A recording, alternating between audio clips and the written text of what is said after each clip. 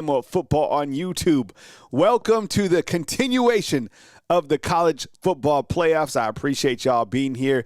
Thank you for watching Wake Up Bama this morning. I know it was a banger. And today, right here at 12 p.m. Central Time, we will recap the college football playoffs as the quarterfinals are set and also get our first look at Alabama taking on Indiana in the Rose Bowl. I hope you all had a chance to rest. If you could, the news doesn't stop. As you know, there's a lot to track, and I will have it all covered right here on Bama Football on YouTube. Heads up, tomorrow we will have Wake Up Bama, which will be at 4 a.m., and then we will have Coach Kalen DeBoer and Kurt Signetti also at the podium at around 12 p.m. Central Time. So a lot of news to track. We will keep you updated on everything as we go to the Rose Bowl, which will be on January 1st, 2026. Right now, Indiana is a 7-point favorite, all right? So I appreciate y'all being here. Thank you so much for getting inside the comment box. I sincerely appreciate you guys' support. And my goodness, what a victory on Saturday night as Alabama defeated Oklahoma by a score of 34-24. And let's start right there because I want to talk about what was earned in that particular matchup, all right? And I say earned because that was a road game where you had to go out and earn what is yours, right? There's every single opportunity going on forward. You're going to have to earn it, and these are all going to be challenging games. I don't care who you're playing the rest of the way. Alabama wasn't dealt an easy opener in the playoffs. Alabama had to prove that they belonged there, right? And going against Oklahoma on the road, honestly, that was such a difficult road game, right? I mean, out of all the games in the playoffs, look, we all knew that Texas A&M had its flaws because they hadn't played a challenging schedule. But I think Oklahoma was battle-tested, and that was going to be a tough matchup on the road. Friday night game, all the action, all the noise about Coach Kalen DeBoer going here, there. ESPN, their main staple flagship program playing on a Friday night. I would imagine that there was probably – what do you guys guess that watched that game on Friday night when the ratings come out? Has it already been released?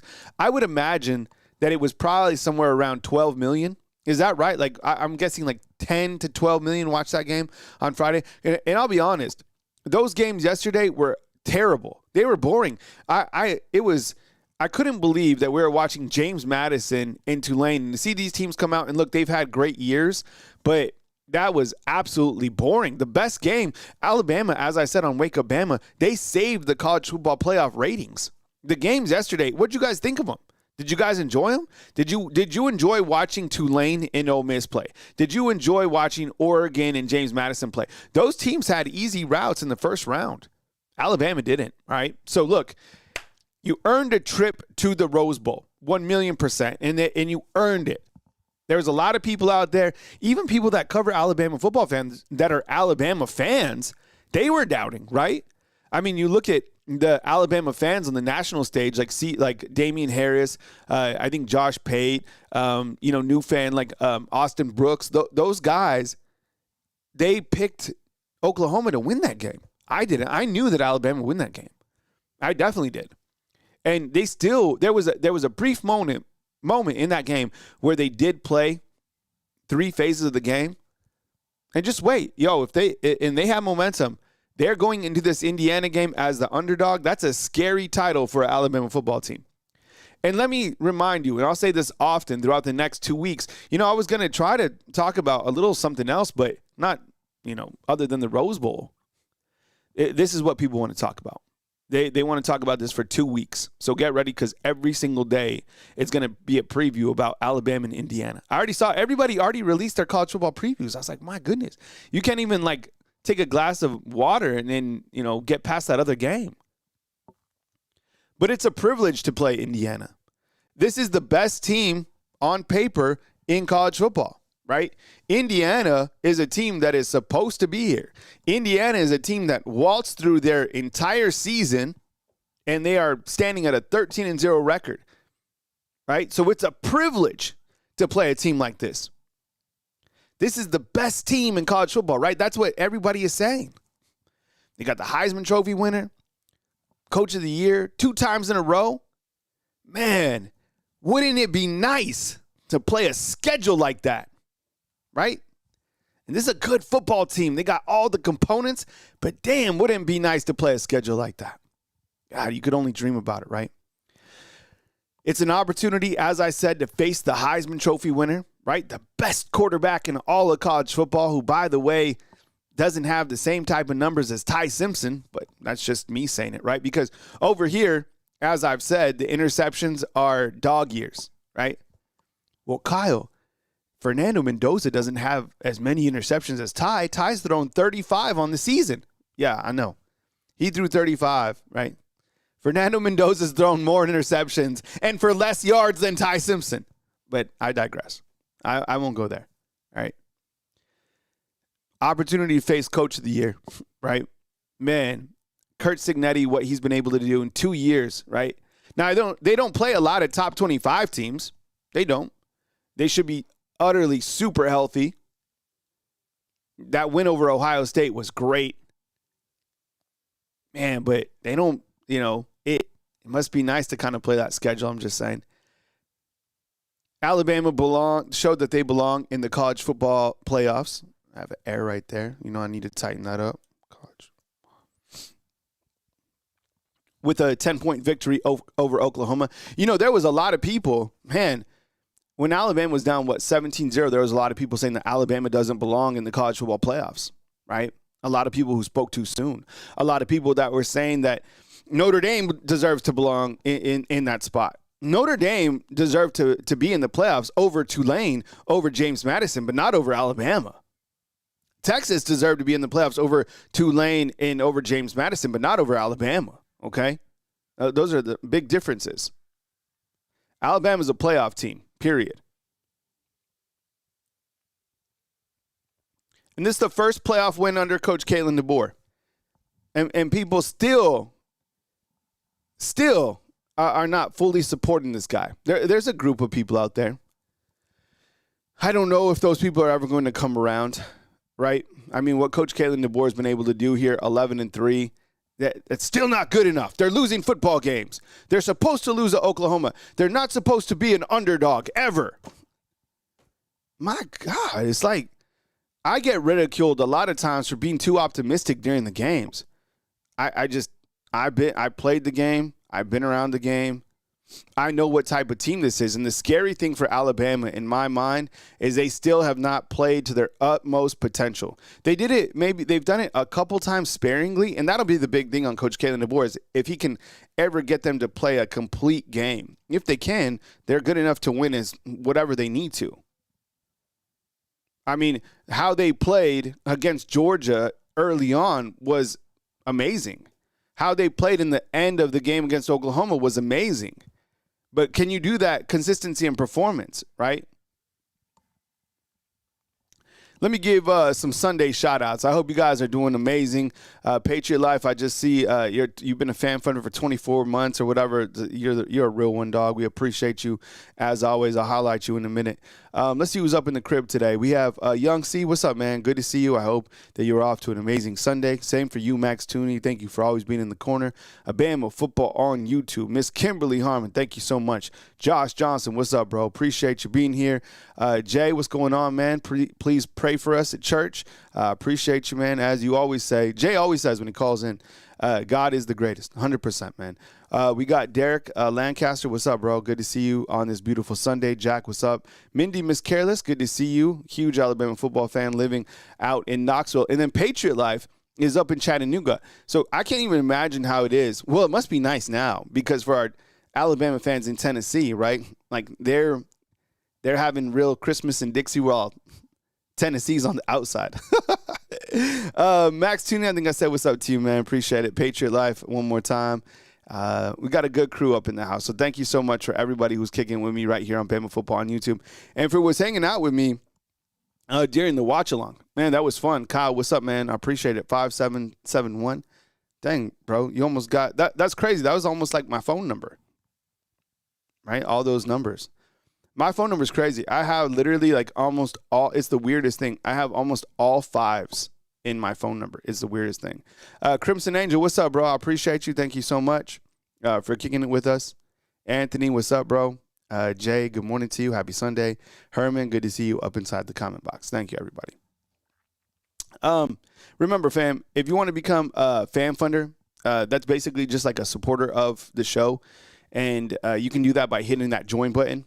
I was thinking about switching up every once in a while, you might see this for members or fans of Bama football on YouTube. You might come here and just see it's for members. It's basically just a way to increase like the membership numbers here. That might be coming in the future, so just heads up on that. So I appreciate you guys. If you guys like the product, remember, free to watch but not free to produce. Just always keep that in your mind. You're like, how does Kyle do all this? This is what I do for a living. So if you like it, support it, and I appreciate it. Thank you so much for your consideration.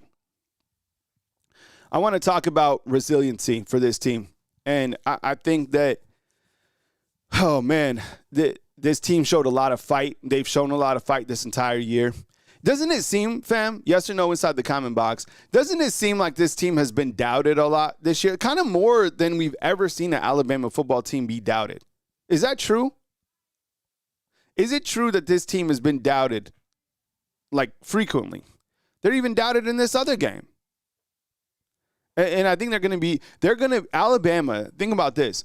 Alabama is going to be the underdog the rest of the way.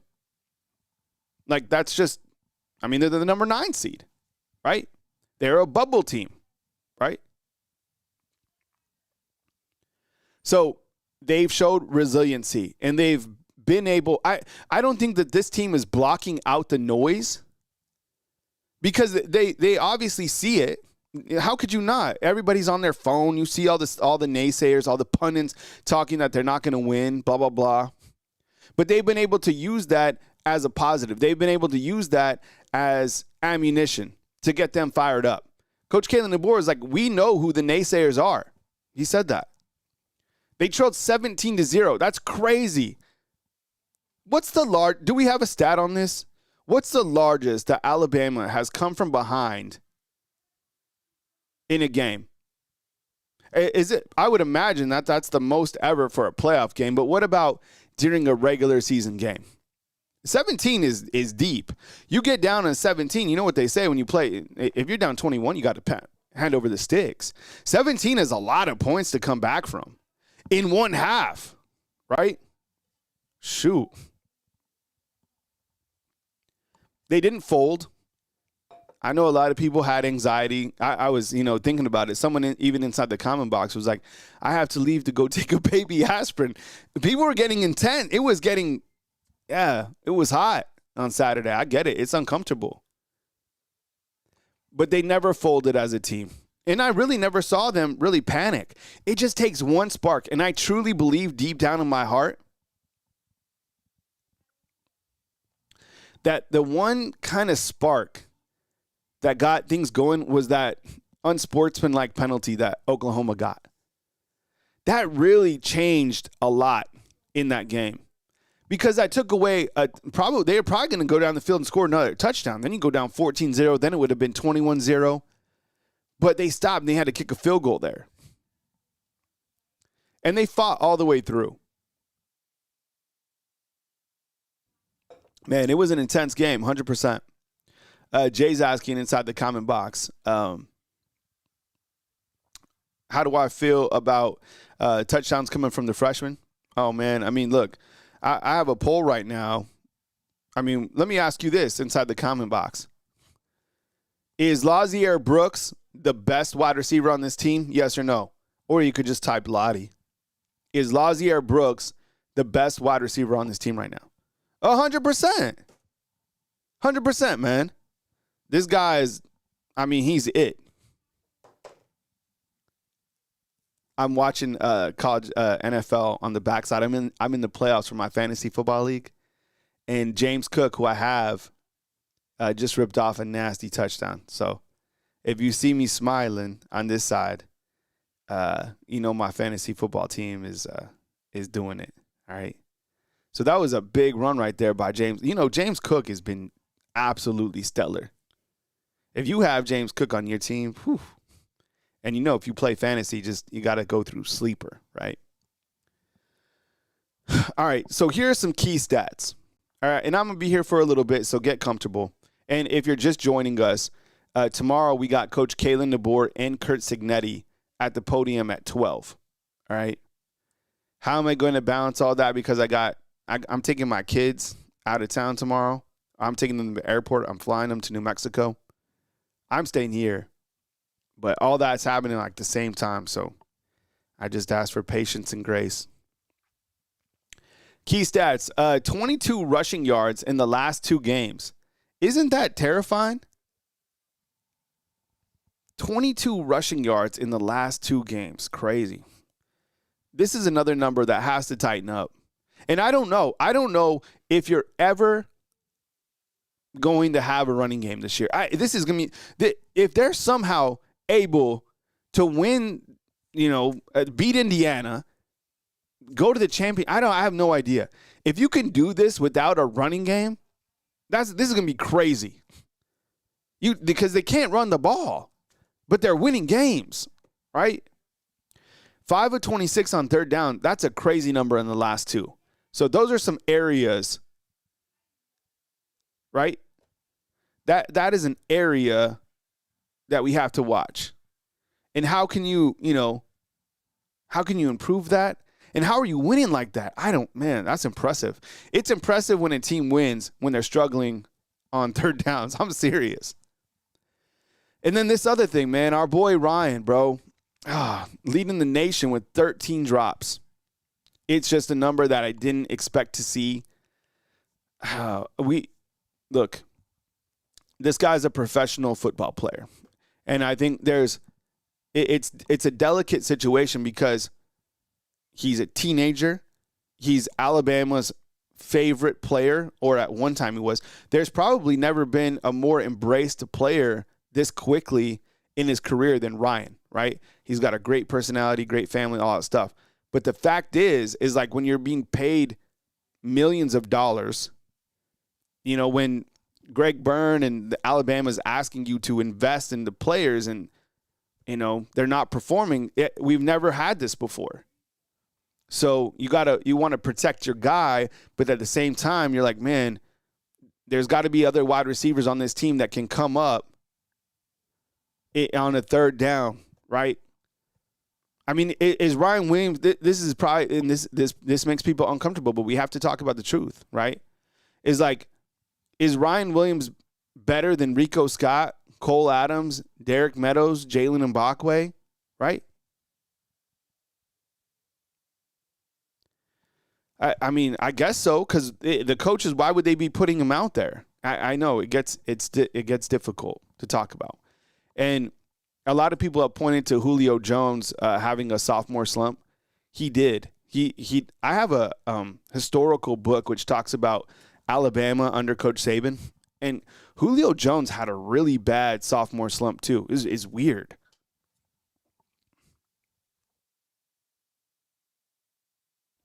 So, does he pull it out? You know what's going to be crazy?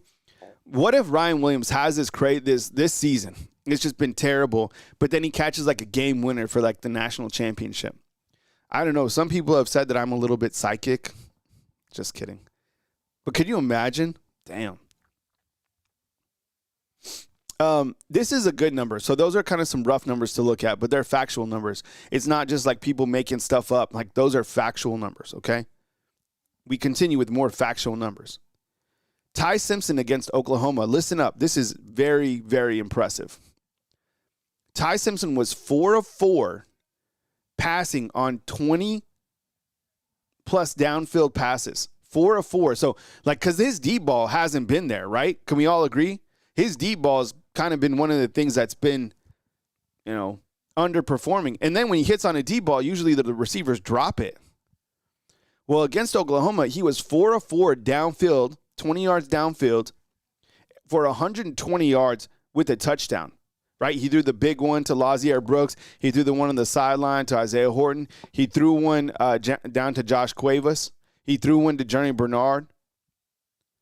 Like that number right there is really impressive because we need explosive plays. We had explosive plays in this game, right? I think I would consider Daniel Hill his big run. an explosive. I would consider the pass down to Isaiah Horton explosive. I would consider the pass to Lazier Brooks an explosive. I would consider Journey Bernard going up with the catch that should be in the Louvre. That was an explosive, right? I know. Well, B-Rob, the numbers back it up, though. Previous to that game, that's why I'm bringing it up. His deep ball wasn't there. His deep ball wasn't something that was challenging teams. That's why I'm bringing it up here.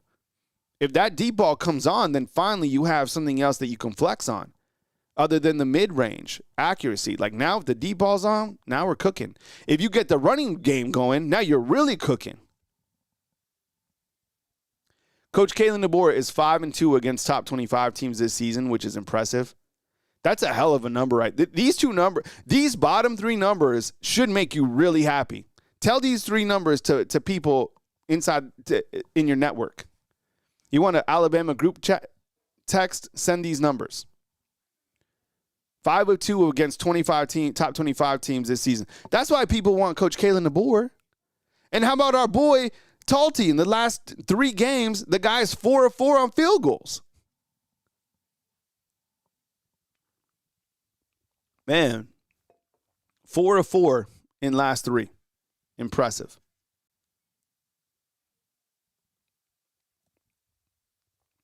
But there's still doubters out there. There really is. There's people that, have that are multimillionaires that, are the biggest content creators that are out there. And they're not buying into Alabama. And one of them, surprisingly, has been Damian Harris, right? Damian Harris, I always say this because he has such a really good delivery, and I think his future is so bright. But Damian Harris has been, he's been calling out Alabama. He played here. He played the game, played in the league. And he's saying, look, I'm not ready to buy all in yet, right? They have to realize, Alabama, that they didn't beat Georgia, that they didn't beat Ohio State, that they didn't beat Indiana. They beat up on an up-and-down Oklahoma team. And I think he was referencing to, that night. Like, you didn't beat one of those teams on that specific night. Clearly, he understands that they beat Georgia during the season. But I didn't really see, Alabama, pumping their chest in terms of, beating Oklahoma. I think they were just being like, yo, we won this game. A lot of people had written us off. We won a playoff game. We're still standing. Maybe I keep thinking Damian Harris kind of trying to talk to a locker room and trying to challenge them, kind of like Coach Saban did. I don't think Damian Harris really has beef with DeBoer, Alabama. I mean, that would be weird. But he does keep calling out Alabama. It is kind of interesting. And there was a lot of national analysts that did pick Oklahoma. Saban didn't. Saban knew who would win that game. And I'm going to be really interested to see who Coach Saban, because Coach Saban hasn't picked against Alabama one time this year, right? I'm so excited to see who Coach Saban picks with Indiana and Alabama. Because once I show you a little taste of Indiana, side by side, Indiana has a clear edge, right? They do. And there's all these, these are the national people who they picked, right? Pate picked Oklahoma. Brooks picked Oklahoma. JD picked Alabama. Joe Klatt picked Oklahoma. And Coach Saban picked Bama, right? So those guys, that's kind of where it stood. And the smallest content creator, me, I picked Alabama. So just for the record, right? But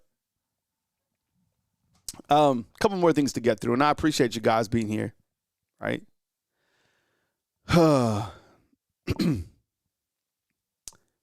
Under Coach Kalen DeBoer, all right, there's a different personality. It's just, this is what it is. It's a different personality. Different style, right? I mean, it's a lot different than the last coach. We know that. It's a different voice. I don't think his sound bites and his press conferences are as entertaining as Coach Saban's were, right? I mean, Coach Saban's press conferences, crazy.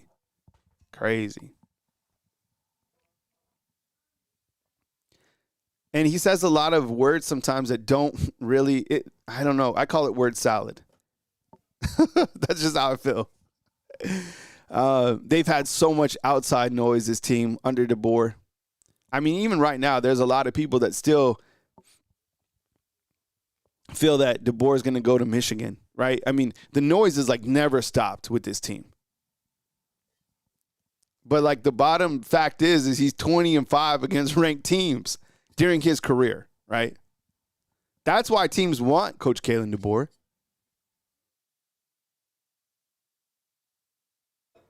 That's why they do. 20-5 is a crazy number against ranked teams. All right, let's shift some gears real quick. The first round recap. Were any of the games interesting to you yesterday? No, I'm like dead serious. What would you say your like the interest level, and not because you're not like a Miami fan or like a college football fan. If a game's interesting, you'll say it, right? So on a scale of like 1 to 10, all the games combined, what was like your interest level on those games, or entertainment level? Your entertainment level about all three games that took place on Saturday on a scale of 1 to 10. Fam, I'd probably say like, I know, look, the first game wasn't that bad. It was a defensive game. I'd probably say like a 3, maybe. They were boring. At one time, I started watching the Eagles and the Commanders. I literally, that NFL game that was on, I was like, I'd rather watch this game. Mike has a 5 out of 10. Okay. The Miami defensive game was interesting. I mean, the later part of that game when Miami kind of, Texas A&M drove down and they had an opportunity to tie it. They threw an interception, but yeah, it was boring, right?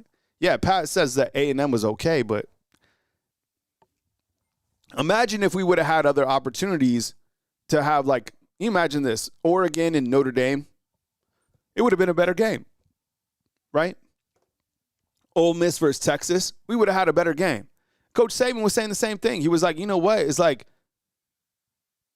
this is why that those teams don't belong. I mean, we all know that. So why are we forcing those teams to be in the playoffs? Right? I mean, I didn't find those games interesting at all. It was unfortunate, but these next games are going to be great. Okay, so let me ask you this. The quarterfinals are now set, right? Oregon will play Texas Tech. Alabama will take on Indiana. Ole Miss will take on Georgia. And Miami will take on Ohio State. Outside of the Rose Bowl, which will feature Alabama and Indiana, which game on the slate are you most interested in? Other than Alabama and Indiana, which game are you most interested in? I would probably say, I mean, we saw Ole Miss and Georgia already, but we didn't see Pete Golding. Pete Golding versus Kirby Smart is low-key an interesting storyline, right? Carson Beck I think Ohio State will do bad things to Miami, right?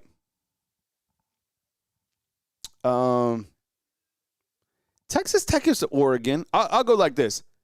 I'll say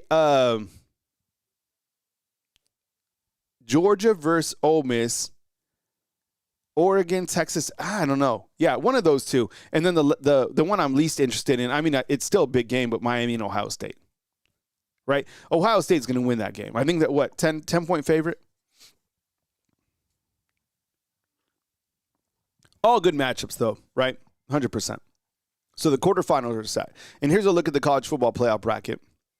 So we have Oregon taking on Texas Tech. Up at the top, you have Alabama taking on Indiana, the 9 versus the number 1. You have Ole Miss taking on Georgia. You have Miami taking on Ohio State in the Cotton Bowl, right? Yeah, all good games. Excited to see them all, 100%. The Friday night game will be Miami and Ohio State. That game will be on the 31st, all right? Yeah, and Fromm says inside the comment box that James Madison put up 500 yards. Yeah, Oregon hasn't played the toughest schedule at all. But with that said, I think that Oregon kind of slowed down a little bit. I feel watching that game for a little while that Oregon could have scored 80 points in that game. But James Madison, they did have a little bit of offense for sure. All right, let's take our first look at Indiana. Game that'll be taking place. Man, we got a lot of time before this game. We're going to know Indiana inside and out. But here are the bare bones about Indiana. Okay? Undefeated, 13-0. That's impressive, right? Like, winning 13 games in a row is ridiculously hard. I get it. I kind of give them grief about their schedule. I've come around to respect this Indiana football team. At first, like when they were like 6-0, I was barking that this team was a pretender, all this stuff. As I watched them more and more and gave them an opportunity to watch their games, I gained a lot more appreciation and respect for their team. Their defense is fantastic. Their wide receivers are great. They're a very balanced team, but it all starts with their quarterback, Fernando Mendoza. Mendoza's done a really good job this year, clearly. He's been very consistent. He's come up in big-time situations. He's really good in late-game situations. He's like made for the Heisman Trophy. And I will say this, and you could look at it however you want, Ty Simpson collectively has better stats than Fernando Mendoza. Just saying, right? But I feel like Ty Simpson's interceptions are like magnified. That's what I'm standing on. They defeated Ohio State, and I think that kind of silenced a lot of people because people have respect for Ohio State, right? Last year's champ. This is a very good team. They're undefeated as well. And that game was a fantastic game. Two really good football teams, and beating Ohio State, I think, told people that were kind of skeptical about Indiana. Okay, Indiana's the real deal. We touched on the Heisman Trophy winner. He won the Heisman. I guess I don't know if it was a landslide. I know Pavia had some votes too, but he was the clear favorite, and he won the award. They have the number 6 ranked defense in the country. Number 6. Super impressive, right? And they're built under Curt Cignetti.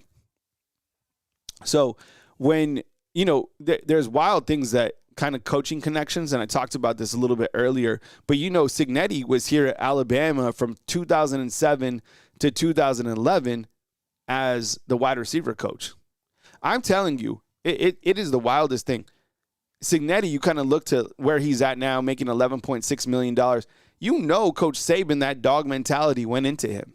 If you're just around Coach Saban long enough, you just become better at whatever you're doing because you see the standard of operation that he's living his life at, that he's coaching at, that he's mentoring at, that he's, that's why Coach Saban, I'm dead serious. If you're like even 2-3 degrees of separation, you just become better. He just makes you better. I 100% live by that because I know that I've even improved on my personal game just by Coach Saban. Even the times I was around him, it just I felt like it made me better at my craft. So the head-to-head, I love this graphic. I did this this morning. I love numbers side by side. So the green circles represent which team has the edge in that category. And we'll start up top. This is head-to-head. The passing offense, Alabama has a better passing offense, I think, nationally. Ranked 23rd in the country, Indiana 43. But Mendoza has better numbers, Kyle. He won the Heisman. I'm telling you. I'll do a graphic. If you look side by side, Ty Simpson has better numbers than Fernando Mendoza. I promise you. No, he doesn't. He won the Heisman. Yes, he does. I promise you, he does. Their rush offense, they can run the football. They're a balanced team. Number 10 in the country running the ball. Their total offense is ranked number 8 in the country. Alabama's is ranked 74. Yeah, they can move the ball for sure. The pass defense for Alabama has been fantastic, right? Ranked number 10 in the country. Indiana, they got really good over here on defense, right? Number 18 pass defense. Number 4 running defense. You look at the last few teams that Alabama has played. They're climbing Mount Everest. They didn't get a James Madison. They didn't get a Tulane. Think about this, okay? They had Oklahoma's defense, right? Then they played Auburn's defense, and I don't care what you say, that Auburn defense is really good. Then they played Georgia. Then they played Oklahoma again, and now they're playing Indiana. You see the last 5 like major games, I get it. You had Eastern Illinois kind of sandwiched in there. But those last 5 teams, my God, they're playing an NFL schedule. And to be coming out, with the winning record, like to be 5-2 against top 25 teams, that says so much to me. And then at the bottom, clearly, Indiana is 13-0 on the season. Number 6 defense. Man, I'm telling you, the teams that they have played, super impressive. When we look to Indiana's overall schedule, you guys let me know how this schedule looks out. And what would Alabama's record be against this schedule? I don't know. Hypothetical. I don't see a lot of ranked teams, okay? And that's something that stands out. And if you're an Indiana fan and you're watching on the rewatch, look, I do have respect for your team. I've watched your team. This is a good football team. I love the quarterback. Cignetti's a dog. The defense is really good. But looking at the schedule, okay, I said this about Texas A&M too, and it came to fruition. You haven't been punched in the mouth a lot. Have you been in the ring? For sure. But in terms of battle tested, you're not battle tested, okay? You've been in a scrap, but you haven't been in a war. Bama's 5-2 against top 25 teams, okay? And look at the teams that they have played as of late. Look at Indiana's schedule. Old Dominion, Kennesaw State, Indiana State, Illinois. There's no way in hell that Illinois should have ever been ranked number 9 in ever, okay? Then they beat Iowa. Come on. Oregon, okay? Oregon's another team running around. They're exactly like Texas A&M. They haven't played anybody. I promise you, they haven't. Then they beat Michigan State, UCLA. Yo, I'm telling you, this schedule is soft as you know what. Maryland, Penn State. They had to come from behind to win this game. Wisconsin, Purdue.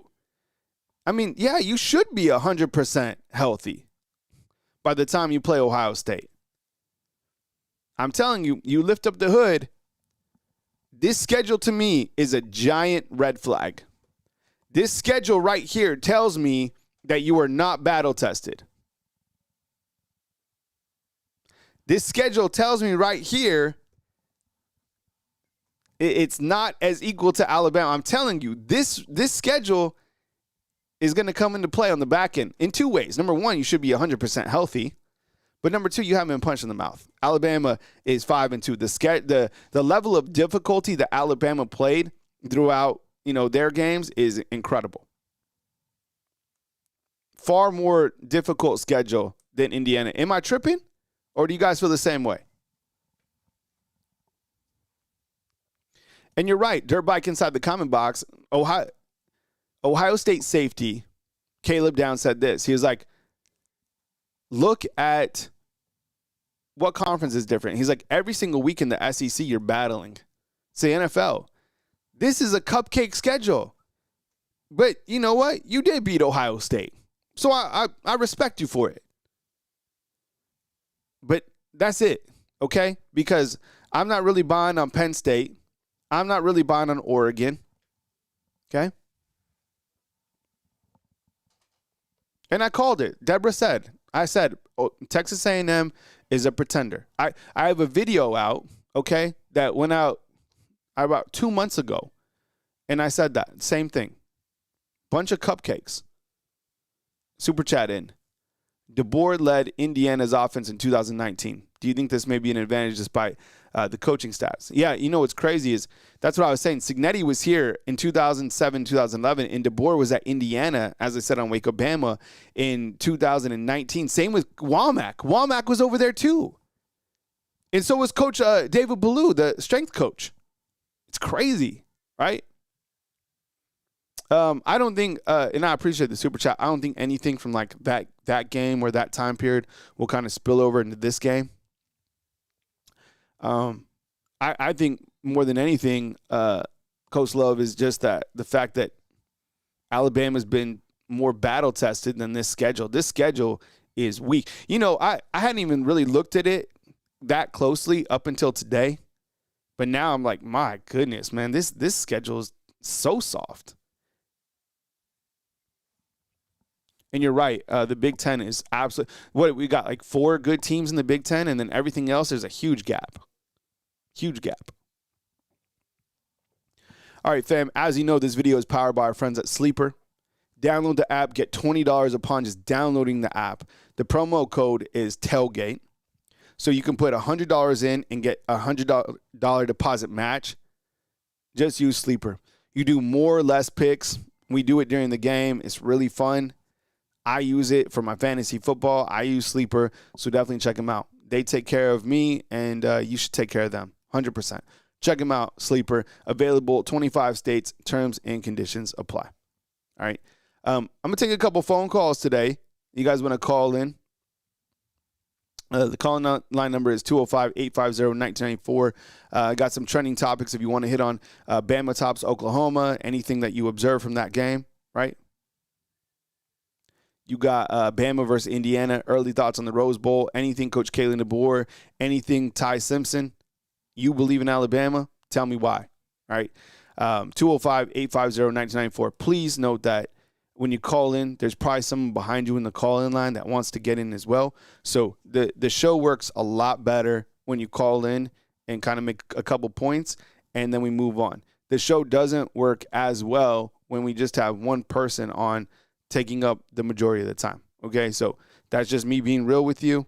So please, kind of respect those, that format so we can have a really good show. So I'm here. I'm kicking it with you guys. I appreciate you guys. And, of course, Monday through Friday, the same schedule, all right? I'm Mr. Consistent. And if I change anything during, like, the holiday break, I'll let you know, all right? So with that said, let's take a couple calls. And the first call we got is a 737. And, Mike, what's up, man? I appreciate you calling in. Good morning, Kyle. Good afternoon. I think, Kyle, that game, the Oklahoma game, I never gave up hope. Although we was down 17-0, I knew we had some bad luck, and we needed a big break. So I personally never gave up hope on that game, and we came back and win. It was an epic, epic game, and Bama carried the weekend, man. And like you mentioned, the 3 games on Saturday, the Miami game was boring, but it turned out to be very good. I mean, it turned out to be okay there at the very end. The other 2 games are straight up boring, man. The Ole Miss game and the Oregon game were straight up horrible games. They were boring. But real quick, I won't keep you very long, Kyle, but I think Indiana is overrated, and I think we are underrated.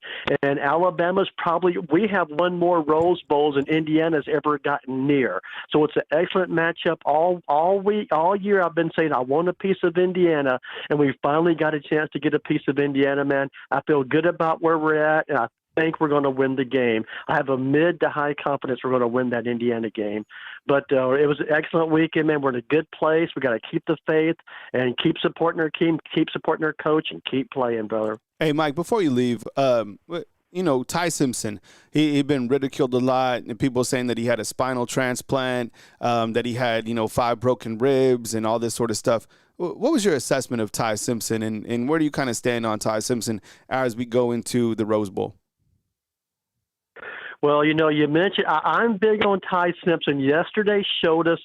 Friday showed us what kind of heart he had. Although we were down, and like Coach DeBoer mentioned, Ty Simpson never gave up. He just had to keep slinging the ball. But I think he kind of had an epiphany or something to where he finally got out of his own head, and by desperation in the second quarter just had to start slinging the ball. And good thing our guys, for the most part, were coming up with the ball. But, dude, here's what I think the biggest thing about our team and Ty Simpson.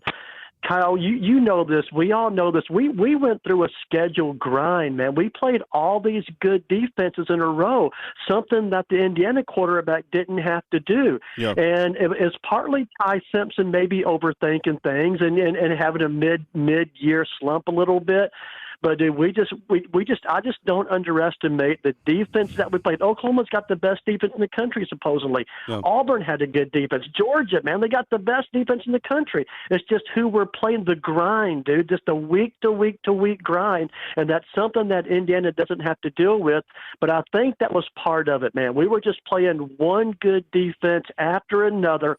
And, dude, like you know, our running game is suspect. Our running game, it's a burden. It doesn't take any pressure off of Ty Simpson. Because if we had Derrick Henry, dude, it'd take a lot of pressure off Ty Simpson. We just don't have that anymore. So, but he's good. But I think by desperation, he got out of his own head, just started slinging the ball, and that's where we need to be. But he's our quarterback, and I'm all for it. And he just needs to keep throwing the ball, keep throwing it. And unfortunately, we got to keep trying to run it. We cannot abandon the running game, although it's not there. Every now and then we might get a big run out of it, but he played. Most of the problem, Ty Simpson, Kyle, I think, is we played some tough defenses week in, week out. Dude, we didn't have the luxury of playing Purdue and Minnesota and Syracuse and Kennesaw State. We didn't have the luxury of doing that. You know, we're playing tough deep. That's half of it right there. And like I mentioned, no help with the running game. That's the other half of it right there as well. But I'm all for Ty Simpson, man. I've got full faith in our team. I love the matchup versus Indiana. I love the matchup. And dude, Kyle, when you get time, look at Alabama's Rose Bowl history, man. In the 20s and the 30s, dude, Alabama changed the course of college football by going out there to the Rose Bowl and beating USC, beating all these big West Coast teams that were the big dogs back then. So we have awesome Rose Bowl history, and we were locked out of it for about 40 years because of conference times with bowls. But dude, I bet Alabama's won more Rose Bowls than any team in college football, and hopefully this is another one coming up, dude. But I love the matchup. Keep supporting our team. Keep supporting the coaches, and I think we'll be okay, Kyle. We just got to keep on playing. Keep on slinging it, man. Yeah, I appreciate the call. Good call, Mike. Appreciate you, bro. All right, that was Mike down in Choctaw County for the holidays. We got 251. Hey, thanks for calling in on this Sunday. Who am I on the line with and where are you calling in from? Hey, man, it's Robert from Mobile. Hey, what's up, Robert? Good to hear from you, man. Thanks for calling in. I got some trending topics up here on the board. Bama tops Oklahoma. I'm sure you could see them. Maybe you can't, but it's your show, man. So take it away and welcome to the show. Well, I guess I got to take the last caller's word for it if he really says he didn't have a doubt in that Oklahoma game. I think he's the only Alabama fan in the whole country that didn't have a doubt during that being down 17-0 in that Oklahoma game. But okay, dude, yeah, okay, yeah, that's what you say. You can't have both, though. You know, the way we ended the Georgia game and how we started the Oklahoma game and not have doubt. You know, many people gave up. Rightfully so, of course. It's so natural. The Georgia game was terrible, and we did absolutely nothing in that game. Then we come out in Oklahoma. Looks like it's more the same. Yeah, of course, a lot of Alabama fans gave up, but that's fine. We're not playing. We're not on the field playing. It's the team that can't give up, and that's what happens. The team didn't give up. You got to hit the field. You got to play 4 quarters. You might as well still give it your best, and that's what they did. And they pulled it out. DeBoer definitely exercised a few more, demons in that game. Losing to Oklahoma 3 times in a row would have been really unpalatable to a lot of people, including himself, I'm sure. And this could be the spark that gets us going. A lot of attitudes have changed on the team since that game. I mean, you could see it. They are. I think they're going to get that. It looks like they're going to get that moxie back that they had, after the Florida State loss, and then after the Georgia game when they went on that streak. I think they're getting that. I think they're getting that feeling back again. Because that slump we were in, it was just. I mean, it was visible in all the faces, particularly Ty Simpson, and now, he talked a little smack at the end of that game. To the meeting. Yeah. But that's great, man. Yeah, you got to back it up now. But okay, I like that. Now, if you said all the media wrote him off and whatnot, Yeah, I mean, it wasn't in a vacuum that people were writing you off. You know, the play wasn't there. And it is what it is. But so it's up to you to write to the flip the script. He looks like they flipped the script against Oklahoma, and this matchup against Indiana, as you pointed out, Indiana's not tested. It's not an SEC schedule they had to run, and if Alabama, it was a 2-game schedule for Indiana. I mean, Oregon and Ohio State. Mm-hmm. That's it. Mm-hmm. Nobody else is anywhere close to you. Mm-hmm. The talent gap and the talent gap was huge with everybody else. Give Alabama a schedule like that, and all of a sudden our running game looks really good. Yep. Our quarterback looks really good. Everything looks really good if you give us that schedule. Mm-hmm. Versus if Indiana runs our schedule, I don't think you win the Heisman there, dude. Could be wrong, but I don't think you win the Heisman. Just looking at that schedule. I'm just, look, this is a good football team. So I'm having the thing I'm trying to explain is I do have respect for this team because I watched them play and I was like, all right, these guys are good. But then when you look at their schedule, I'm like, okay, well, they're also extra healthy because of who they've played. Mm-hmm. They're not banged up. They didn't play the same type of war schedule that Alabama did. So that's kind of where my questions are at. And I think that certainly comes into play when we watch this game, on the first. But this is a good football team. I don't want to pretend I don't think that they're a good football team. They are a good football team. It's just I don't think they're battle tested, and clearly Alabama is. That's just my opinion. What else, Robert? What else you got about anything about Coach Kalen DeBoer in terms of people believing in him or all that sort of stuff? Right. I was a doubter as well. Mm-hmm. Again, the second year, 2 years in a row, the team slides. Mm-hmm. And there didn't seem to be enough correction enough correction. Mm-hmm. But this time, okay, the slid came, but you managed to right the ship. This season has been an improvement, and I think he's overachieved with one of the worst Alabama teams. Not that they were terrible, but compared to what Saban had, this is one of the worst Alabama teams we've had in quite a long time. I mean, really, since Saban got there. Mm-hmm. All of Saban teams were better than this one. Mm-hmm. Including the one Saban inherited in 2007. I think the 2007 team that Saban had could rule college football today. Mm-hmm. That team could rule. All of Saban's teams could rule college football today. I mean, think of that. Think of that 2020 Alabama team. You think any team could deal with that team today? Come on, no. I think they could have dealt with the 2013 team with Blake Simpson's quarterback. I don't think they could have. College football today, the NIL and transfer portal has spread a bunch of talent. For sure. There's no 2019 LSU or 2018 Clemson or Deshaun Watson to worry about anymore. So those teams get running. Du Bois overachieved. It's been a great season. And it's great. I look forward to see what he does in the future when he gets more and more of his recruits and his system in place. And I think he might be able to get us back, not to save his level, but, maybe a new DeBoer dynasty could start, once he starts getting his system in place. So, it's good. I like the match against Indiana, and I think we can beat them. And if the cards fall right, who knows about this season? Could there still be a championship left in it? It's possible. All right, man. Cool, man. Thanks, Robert, for the call. I appreciate it, man. Yeah, Robert bringing up some good points there about the quality level of this team in terms of I guess the talent level, and he's right. The parity right now in college football, it is spread out. I mean, all the teams are good, and please don't be out there and be like, this is Indiana. Alabama should never be the underdog to Indiana. This is a completely different Indiana. Same thing with Vanderbilt. All the teams are better because of NIL and everything that the team's got going on. This is a good football team. This isn't like the Indiana from the past. This is a good team, but the talent is definitely more spread out. And I will say this too, Robert says that the team is overachieved. I'd say that. It's hard to win. It's hard to get to the SEC championship. I don't even know if you can do it again next year. It's just that difficult. 405, you're up next. Hey, welcome to the Sunday show. I appreciate you calling. Yeah, who am I online with and where are you calling in from? Black. What's up, Black? Good to see you, man. I appreciate you. Thanks for calling in on Sunday, man. What's going on with you? Hey, let's touch on a few things right now. How did we win this game with no trick plays? How do we do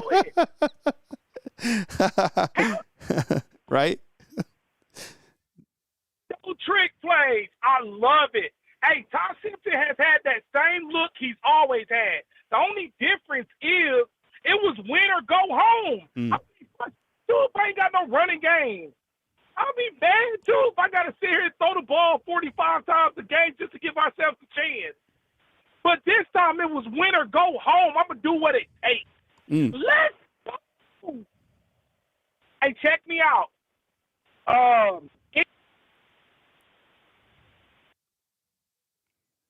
Hey, Black, you're cutting out, man. I'm sorry. I'm gonna have to move my next call. Call again next time, bro, because I love your call. I love your energy, bro. Black, he'll have to call back. But he brings up a really good point and something I want to hit on. Black, just call back again next show or whenever you have better service.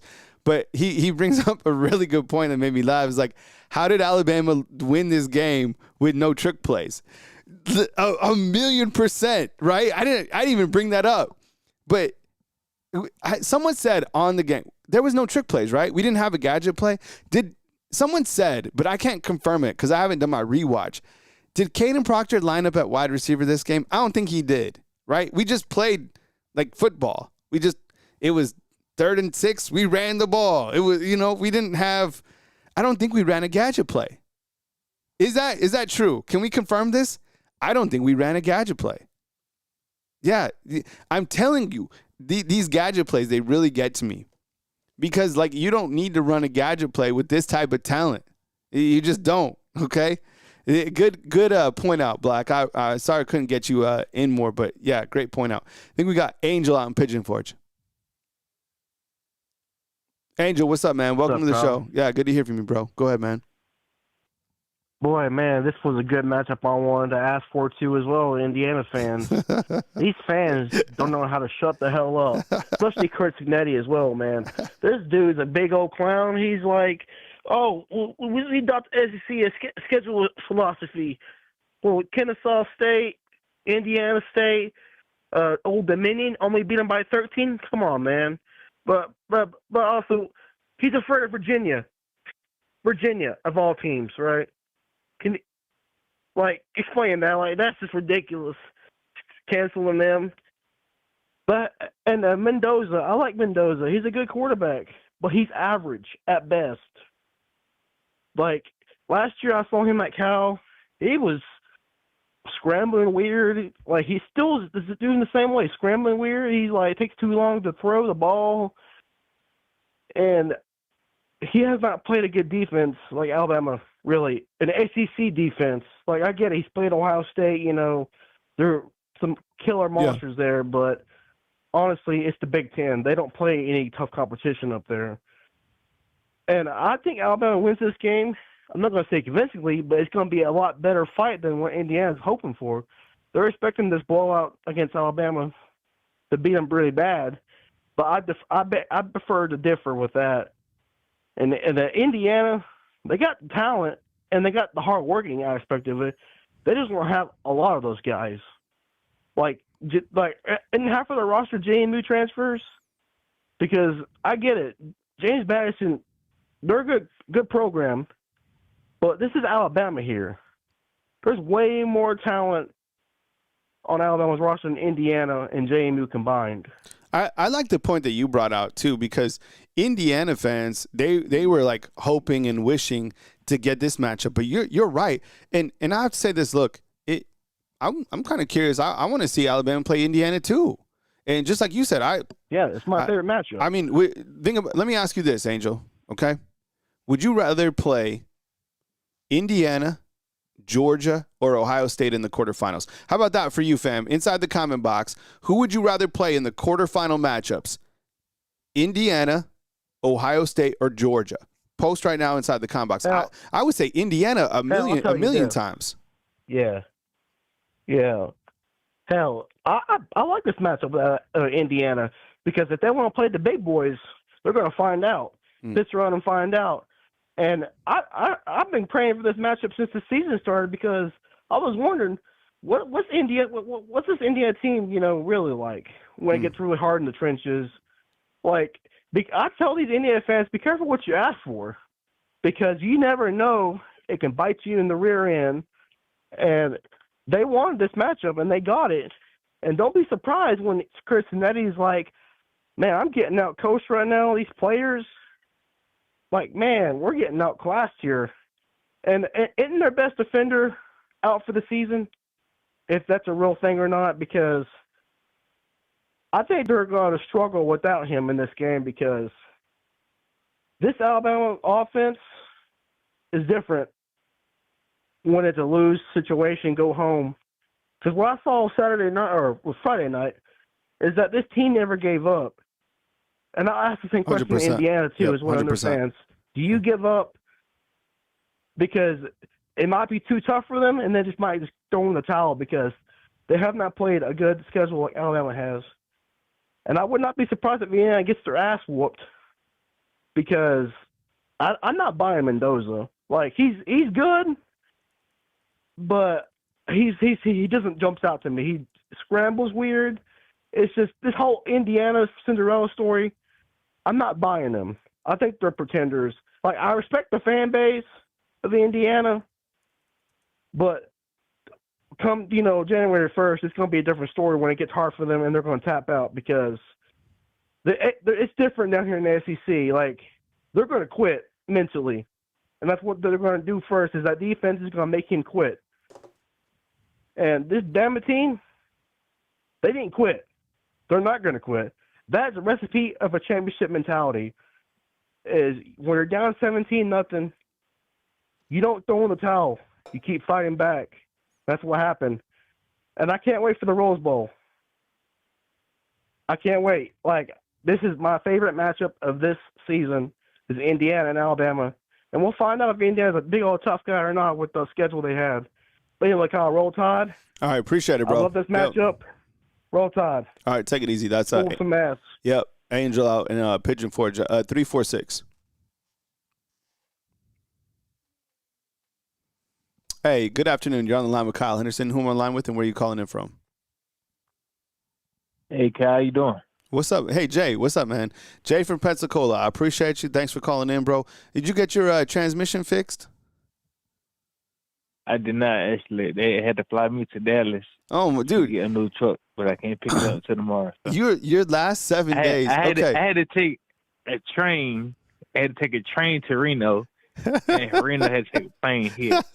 Yo, because the town I broke down in had no Uber. I had no Uber. So I had to depend on the tow truck driver to take me to the hotel. It's crazy. Well, motel. I stayed in the motel, not a hotel. I couldn't even take a shower because the shower didn't work. Let me recap Jay's last 7 days, okay? You talking about adversity. All right, Jay's down right now, 17-02, okay? So it started out, he slid off the road, literally in Iowa, okay? In his semi-truck. Literally, we have pictures of it. He sent him in. After that, he had to stay 2 days. Wasn't that on your birthday, too? Yes, on my birthday. On his birthday, then he had to stay in this little hotel, okay? And he was en route to Nevada. So he's trying to get to Nevada, but it was the transmission that went out. And then he had to take a train somehow to Reno. And then he had to take a plane. You're in Dallas now? Yes. Oh, dog. We're praying for you. Keep fighting, dude. Halftime's coming up, man. You got this, man. By Christmas, you'll be smooth sailing. I need to pick six. Yeah, for sure. Yeah. Oh, man. All right. Welcome on in, Jay. I appreciate you still calling in and keeping the positive vibe, bro. Come with it. I'm a firm believer in God. God got everything has for a reason. 100%. So 100%. You gotta keep the faith. That's right. I didn't have faith in the Alabama team.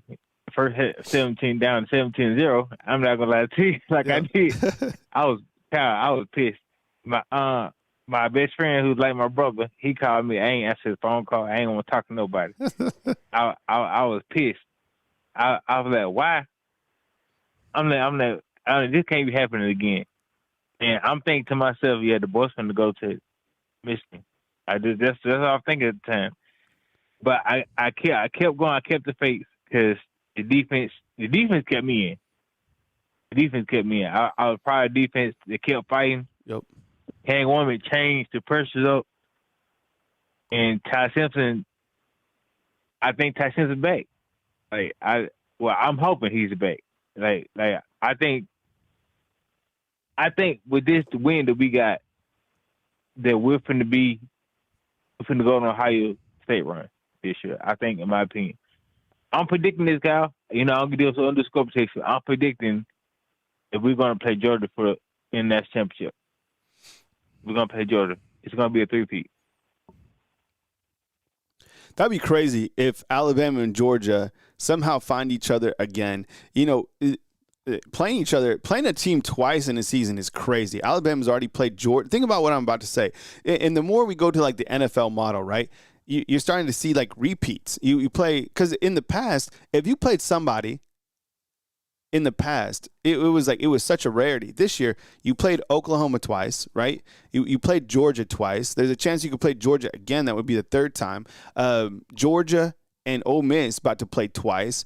So we're moving to an NFL schedule, whether you like it or not. What else you got? Anything else about the way that this team, like under DeBoer, the different personality, all this stuff? I mean, the guy's 11-3, 20-5 against top 25 teams. What's your thoughts on DeBoer right now, and kind of your maybe like an approval rating as we go into the quarterfinals?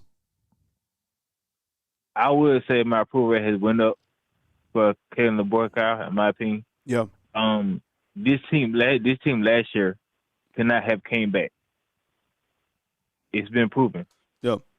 This team this year has came back, has fought adversity in the heat of battle down at somebody else's stadium.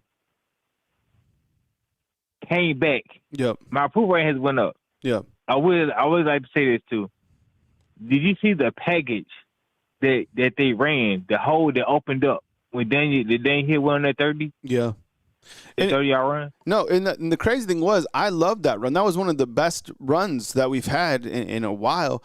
And then you went 5 wide the rest of the time. It was the wildest thing. I was like, okay, right, now is the time that we can maybe run the ball a couple more times. And it felt like Grubb was like, yo, okay, we got our run. Now we just going to go 5 wide. It was the weirdest thing. Do you guys agree with that? That was making me mad a little bit. And look, we were, had control of the game, but still, I thought this is a perfect time where we could take really the air out of the tires right here, kind of air it out and just kind of, pound the rock. But I don't know. I'd say it's weird that we kind of abandoned the run at times. Anything else, Jay? That's it, Kyle. I want to do a petition for more packages like that to run the ball. Yeah, that's I'll sign it. Do a poll I'll on sign packages it. Yeah. to run the ball like that. I'll sign it, bro. Yeah. All right, man. I want to say I love you, Kyle. Love you too, bro. I love you, Kyle. I appreciate you, Kyle. Yep. Guys, great. 100%. Hang in there, bro. Man, you know what song Jay needs to play? Who sings this song? Trivia. If we can make it through December, got plans to be in a warmer place. I know it's the coldest time of winter. Who sings this? If you can make it through December, that Jay, that is your perfect song, bro. Who sings that song? That's your trivia. If we can make it through December. All right, let's go back to the phone lines. Chris from New Jersey. Man, Chris, you're batting ninth today, man. I like how you know what?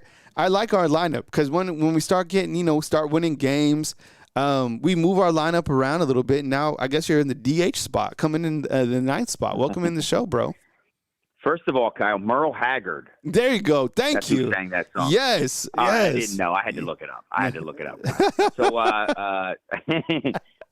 first thing I'll tell you is be careful what you wish for, my friend. Oh, you want Alabama? Yeah, we'll see about that. So good luck. I'm feeling real good, and I tell you, I don't think Bama's had a complete game yet. I think they're going to have one against Indiana, and Indiana's in trouble. So, so a couple things. One is, listen, Kyle, we watch your show. We like you. We root for you. We root for your daughter in her play and your son. But I think after watching your reaction to the pick six, I think we all like you more, Kyle. I'm just going to say that right now. That was legendary. I watched that. I was like, Kyle, because I didn't, I was. Oh, yeah. And tell Jay, just like Jay, you're out there, brother, and all the other people. When it was 17-0, I was losing it, Kyle. Yeah. I was flipping out. And listen, if somebody out there wasn't flipping out, God bless you, because I was, I was inches away from breaking stuff in my home. So, all right. Now, so a couple things. I really, really enjoyed the press conference. Ty Simpson, who I like, I like very much. He looked peed off, right? And has anybody seen him that feisty? I mean, he looks. I mean, good luck, Indiana, because Ty Simpson is now PO'd and feisty going into this game. And look. I mean, Deontay was like, he was. I mean, he's much more calm and like a affable guy. But he was like, Ty said it. You wrote us off. And did you notice that? Like, watch everybody go back and look at that thing. DeBoer was like smiling and like snickering under his breath. And then when they get up and leave, he's like laughing about it. So I mean, he's like, take this, press. So I really enjoyed that, man. So anyway, great job with the watch along, Kyle. Everybody go back and look at Kyle's reaction to the pick six. It's legendary. So yeah, listen, I'm happy. It's Christmas week. We got another Christmas present. We got another game coming. 4:00 on New Year's Day. Come on, Kyle. Rose Bowl. It keeps on getting better, man. So 100%. Yeah, I mean, brother, the Rose Bowl is absolutely different. But yeah, I appreciate the call as usual, Chris. And yeah, I would keep thinking about. Someone said inside the com box that they're gonna have to leave to go take a baby aspirin during the game. People were freaking out. I'm telling you, down 17-0 in the playoffs is not. Few and far between people are like comfortable. That was uncomfortable. All right, so yeah. But we got Kyle. If we don't talk this week, Merry Christmas to you. My best to your family. Merry Christmas to everybody in all the undefeated. God bless you all. I love you all. Thank you for what you do. And we will talk, brother. Roll Tide. Yeah, Roll Tide too, bro. All right, man. That's Chris out in New Jersey. You know what we need on the show? We need a little bit more, like on this screen. We need a little bit more Christmas cheer, right? Like I need like some Christmas trees and stuff like that on here. I feel right. I mean, it's the holiday season. I'll spruce it up for Monday's show.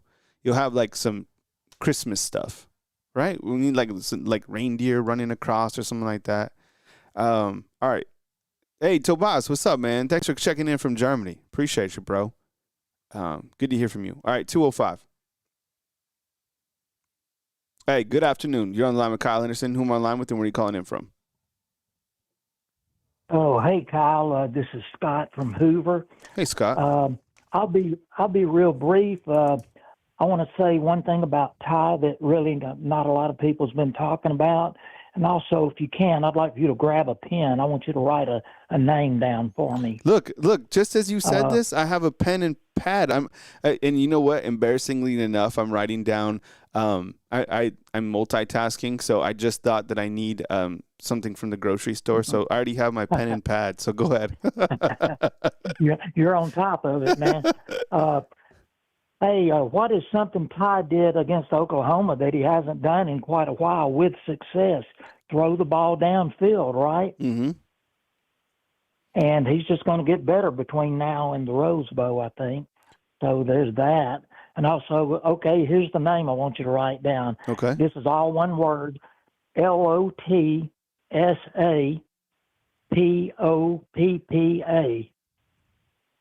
Okay. That is my nickname for Lotsier Brooks, Lots of Papa, because when he gets the ball in his hand, he is Lots of Papa.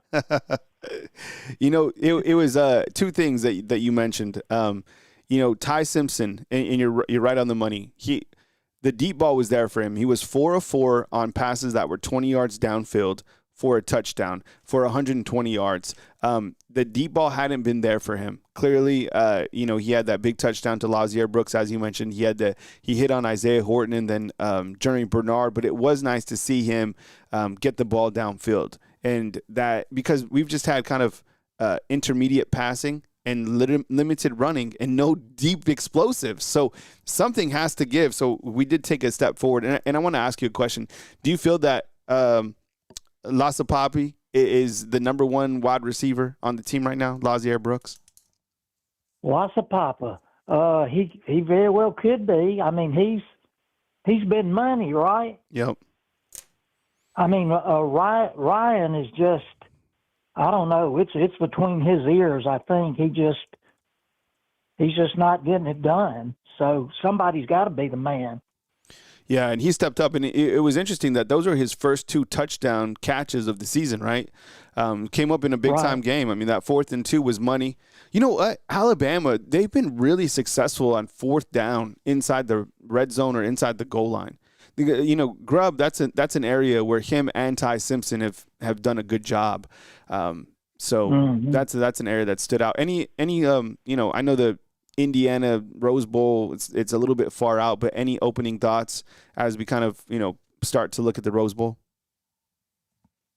I like the matchup. I really do. Like you've been talking about it, their schedule, man. Mm-hmm. Yeah, I know Ohio State, but I mean, come on. I always say the only other teams they played really is a bunch of hardware stores and beer joints. Yeah, I agree. I mean, I'm going to bring up the schedule on the screen here real quick just so everybody can look at it. It's just, look, I'm not like being facetious here. It's just these are facts. I mean, look at the games that they played. Old Dominion, Kennesaw State, Indiana State, Illinois, Iowa, Oregon, Michigan State, UCLA, Maryland, Penn State, Wisconsin, Purdue, Ohio State at the back end. I mean, that schedule is super light to me. I mean, the last game, I'm not discrediting their win against Ohio State. That was I watched that game. That was a good game, right? Yeah. But overall, I mean, hey, go ahead, Kyle. I was just saying that overall, I mean, Alabama's been in a war every single week outside of that Eastern Illinois game. It's been one crazy defense you've had to go after than the other. Oklahoma, Auburn, Georgia, Oklahoma, now Indiana. It's been one hell of a schedule. Any final thoughts you got? Well, yeah, just look at it like this, Kyle. If let's put Indiana in the SEC with Bama's schedule this year. Yeah. What is their record? Yeah, I mean, they're losing games for sure. Yeah, they're losing 3 games. Yeah, 100%. Okay, Kyle, I love your show and Roll Tide, and we'll do it again at the Rose Bowl. 100%. Thanks for calling in. Call again next time. Thanks for calling in. All right. Good call out of Hoover, 417. Hey, thanks for calling in. You're on the line with Kyle Henderson. Who am I on the line with and where are you calling in from? Hey, Kyle, it's Timothy. I'm calling in from Texas. Timothy, what's up, bro? I appreciate you calling in from Texas, man. Welcome to the show. Hope you're having a good afternoon, and come with it, bro. Yeah, man. It's just ever since that we won, it's just I got a joy that I've never felt before because the ESPN playoff bracket challenge or whatever, I had Alabama facing Miami in the national championship, and I had Alabama winning. And then the other side of the bracket, I had 2 of them, and I had Alabama facing Georgia again, and Alabama winning. And I could only make 2 brackets, so 2 of them, one's at 100%, the other one's pretty bad right now. But when we were down 7-0, Oklahoma would go down 10-0. I'm like, oh, like this is kind of getting nervous. Like, I'm getting a little nervous right now. I predicted 38-13. What's happening? And then we went 17-0, and I was like, okay, what's going on? And then I turned off the phone for 1 second to go use the bathroom. I look back at 17-7, and I'm like, oh crap. And then it was 17-10, and then it was 17-17, and I'm like, oh my goodness. Yeah. And there was a moment, and I don't think anybody's talking about it enough. Our Mason Thomas got in Ty Simpson's face, started chirping at Ty, and Ty was, chirping back. right after that moment, a switch flipped where, like, when he mentioned Kobe, I think he did that Mamba mentality where he was like, okay, like, it's kill time now. Like, we got to win this. And we had 6 plays of 20 or more yards, which is probably the most we've had all season, like, combined, which is insane to me. Ty was on point, and just like you said, that 30-yard run for Daniel Hill, and then we line up 5 wide. I'm just like, bro, what are we doing? Yeah. Like, what are we doing? And then handing the ball off to Jeremy Bernard, and I'm like, just get the big boy in there and let him run it up the middle. And we could have won by a lot more than that. And when I was looking at the Indiana matchup, what people don't realize is they could have easily had 4 losses. Freaking Oregon threw 2 interceptions in the fourth quarter with under 5 minutes left. They blew that game, just like they almost blew the JMU game last night. And that was crazy. JMU proved they did belong. It's just that second quarter. If they would have made that second quarter, which is got to be mind-boggling, they had 500 yards on Oregon. And people think Oregon going to beat Texas Tech. Bro, JMU scored 34 on them. And if it wasn't for that second quarter, JMU would have beat them by 1-2 points. So I think JMU proved they belong, which is weird that's coming out of my mouth. But Tulane, that's a different story. But what I want to hit on, Kyle, is the Rose Bowl. I think Alabama, that mentality with us playing 2 weeks away from the Rose Bowl, I think that's going to light a fire in this team. And they're going to come out because we got to get revenge in the Rose Bowl from a Big Ten team. Michigan beat us in 2023 over a horrible 4th and goal call. And then now we got to get back against a Big Ten program. And if we have to face Oregon, if we beat Indiana, we have to face Oregon. I'm sorry, that's going to get ugly. Like that's going to get ugly because if we stop in the run and Dante Moore making bad passes like that, it could be worse. Like Oregon could absolutely get obliterated by us. I think it'll be Alabama, Texas Tech. Indiana is going to struggle with this. They have not played a defense like Alabama. I get it. You know, Ohio State was in regardless. But we have a chip on our shoulder after we got embarrassed in the SEC championship game. We got that chip on our shoulder, and I think the rest of college football needs to watch out because Ty and our offense are starting to find a little groove. And once we get that chain rolling back on the bicycle, we taking off, and we could win the whole thing. Yeah, good call, Timothy. I appreciate it, man. Talking about momentum for sure, man. Good call, man. Stay safe on the road. We'll catch up with you a few times this week, man. I appreciate it. Thank you. Yep. Timothy, we got a 3.34 and a 4.69 coming in, and we got a touchdown pass in there for Bryce Young to McMillan, which works out perfectly for my fantasy football team. I'm in the fantasy football playoffs, fam, so I have red zone on the back. Does anyone else play fantasy football? Let me know inside the comment box. So, yeah, I'm just posted up, but I do have, a million things going on today. And then heads up, we have Coach Kalen DeBoer and we have Kurt Signetti speaking to the media tomorrow on Monday. I know a big question that y'all have inside the comment box is regarding anything regarding LT Overton. This has been something very interesting to track because it's been an illness. There hasn't been much more, substance than that. I know there's a lot of rumors, and I think the longer something goes on, the bigger the rumor gets, right? And the more rumors and the more angles. I've seen them all. I've seen all the stuff about the blood clots. What was it? There was something else that he got suspended from the team. I don't know. All Coach Kalen DeBoer has said that he's ill. That's the only thing. So if anything comes up regarding LT Overton, like he sees doctors or whatever it is, I promise you, I'll bring it to you because that is something that I'm tracking as well. It's just they've been really tight-lipped on that. So just kind of FYI, but Monday you will get an opportunity to hear from both of the coaches. All right, 334. Hey, thanks for calling in. What's going on, Mr. Scott? What's you up, hear man? me? Yeah. Who am I on line with and where are you calling in from? Nice to meet you. Nice to hear from you, man. My name's Simon Stacy. I'm from Alabama, but I live in Panama City, Florida now. So, Okay, cool. but I was just calling in, man. I just basically had a quick question, man. Yeah. I'm excited and I'm happy about us making it to the Rose Bowl. You know what I mean, and beating Oklahoma and whatnot. But like I said, I'm from Alabama, and my dad played for Alabama, and my mom went to Alabama, so I'm a diehard fan. Yeah. And I'm just wondering where you stand on this, man. Where do you stand on like the disrespect, man, for like Alabama? You know, we have to be the most hated team in the country, man. Sure. And I'm just wondering where you stand on that because, like, I live here in Florida, so I have to hear the disrespect every day. And I'm just wondering, man, like, where do you stand on that? Because, goodness gracious, I mean, you see what we have to go through. Yeah, so like for my background, I moved here. I've lived in Tuscaloosa at the end of this year, 10 years, okay? So that's kind of like what I have to work with. And I think that's a substantial amount because I was right here. My first year covering the team was the second and 26, which seems like not that long ago. Yo, that was almost 10 years ago, which is just crazy to think about.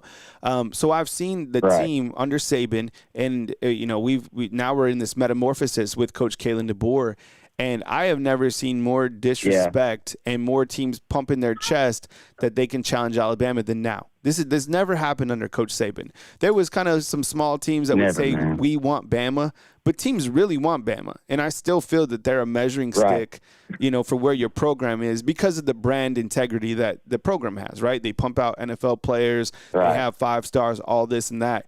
And teams want to test. They want to test Alabama. And I truly feel that they feel because Alabama has lost games in a new age of college football that they can, that they can battle with Alabama. And the only way to put people in check is out on the field. So the pundits, they're going to talk.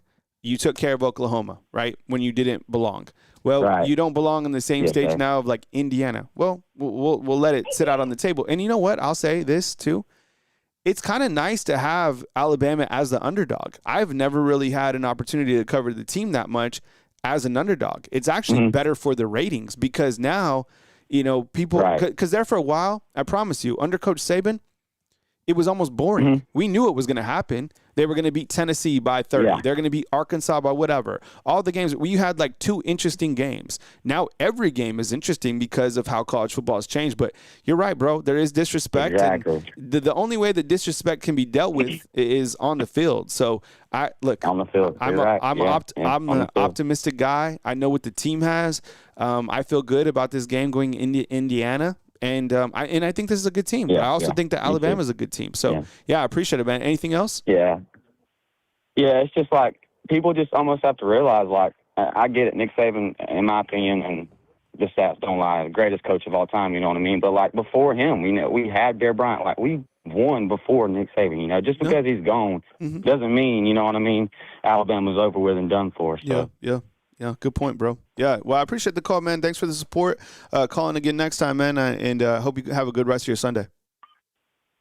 Yes, sir, man. Merry Christmas, man. Yeah, Good you to too. Hear from you, Kyle. Yeah, you too, bro. Yeah, it sounds like he had little kids in the background too.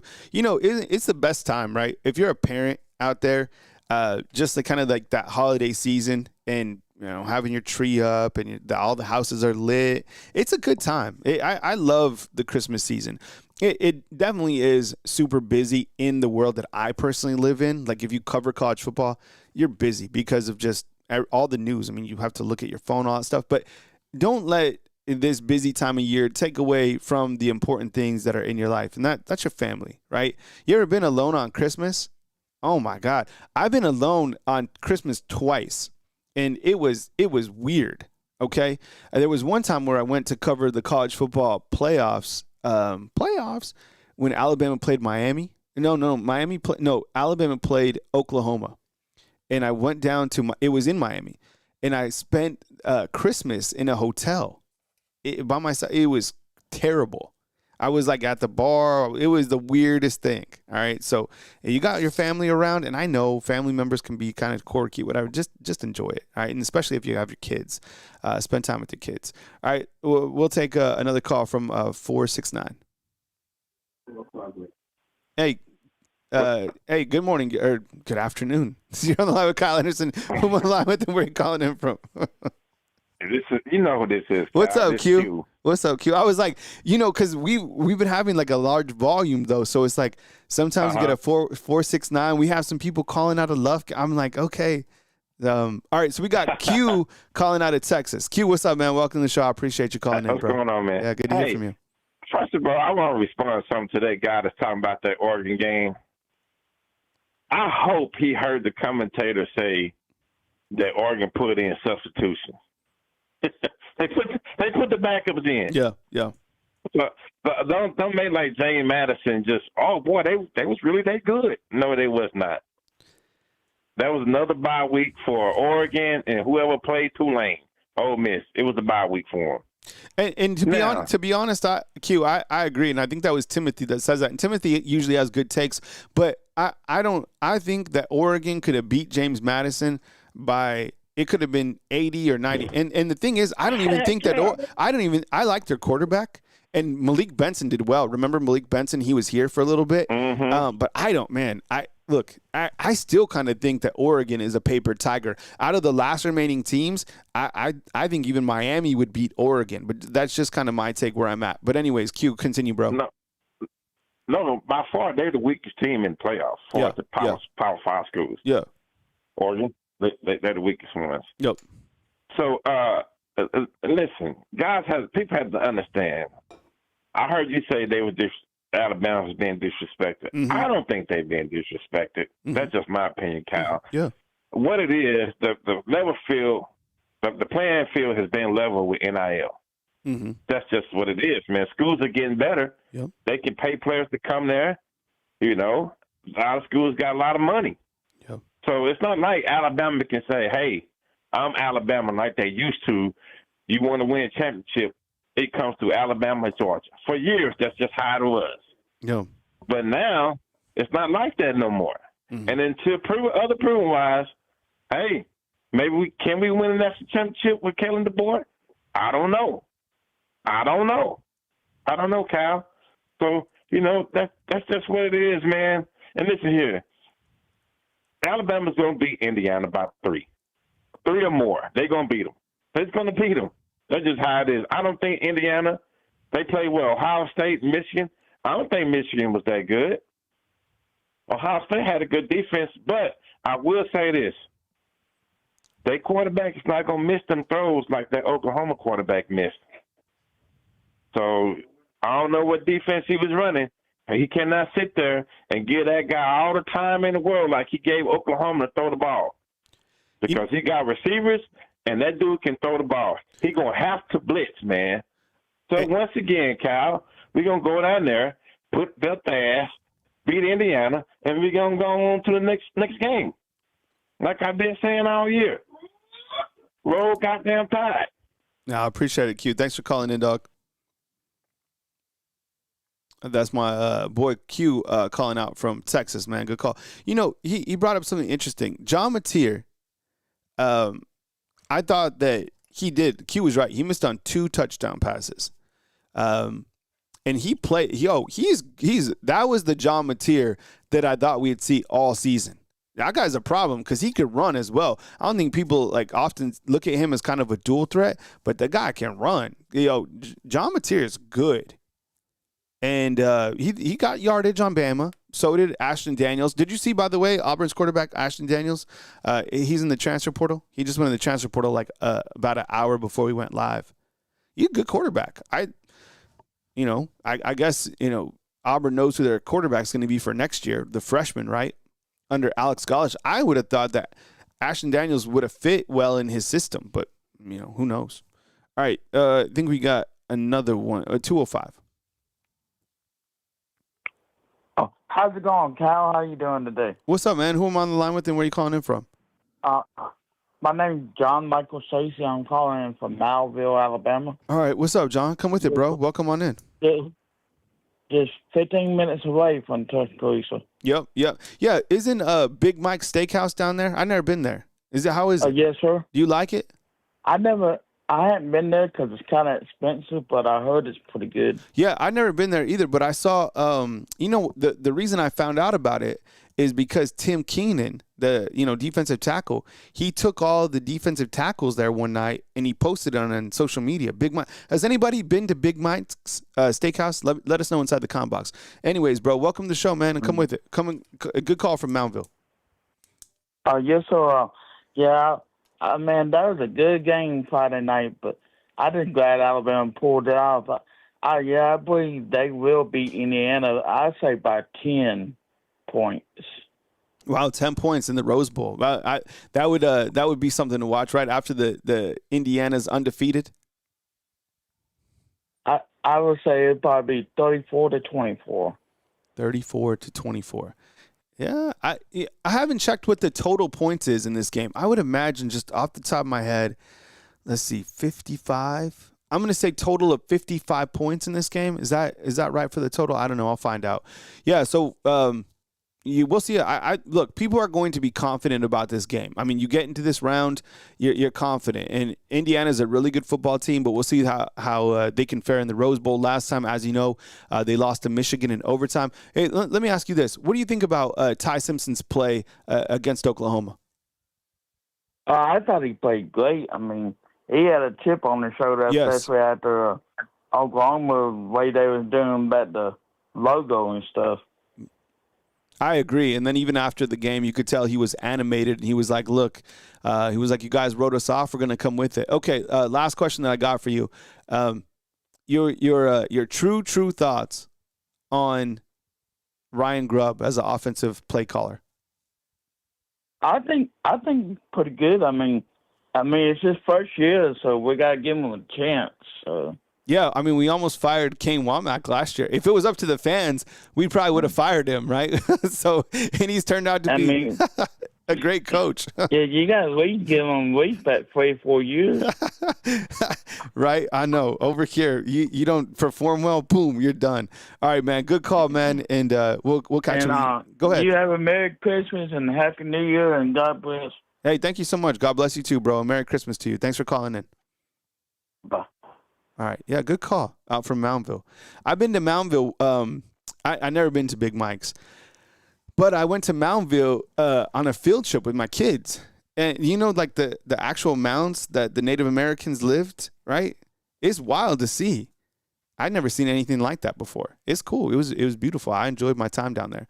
So, all right, fam. That's probably a good stopping point for our show today, right here on Bama Football on YouTube. I was like, you know what? I was like, it's Sunday, because we usually have a Sunday call-in show anyways.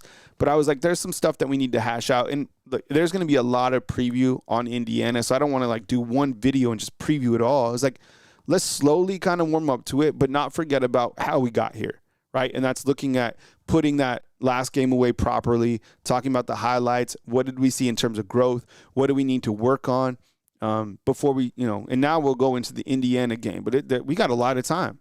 We're going to know everything about Indiana. And I think, as we look to those particular teams just kind of head to head, we understand that Indiana is one hell of a football team. I don't want you to leave this show today thinking that this team isn't a good team. I feel that what Indiana's done this year is real. I do challenge their strength of schedule. I do, but I watched them play. And I was impressed each time I watched them. I watched them against Penn State. I watched them against Ohio State. I watched them against Oregon in those opportunities. This is a good football team, 100%. And I do like their quarterback. And I will say this. This will be these wide receivers that Indiana has are the best wide receivers that Alabama will face in quite some time, maybe all season. Their wide receivers are outstanding, and Fernando Mendoza can challenge vertically. So we're going to need a really big performance from Damani, Dejan, and Xavier Brown, and the safeties, of course, because this team can certainly challenge vertically. So I can't wait to talk more about it tomorrow on Monday. You're going to get Kurt Signetti. You're going to get Coach Kalen DeBoer and kind of the opening thoughts about the Rose Bowl. Of course, you guys will get a Wake Up Bama.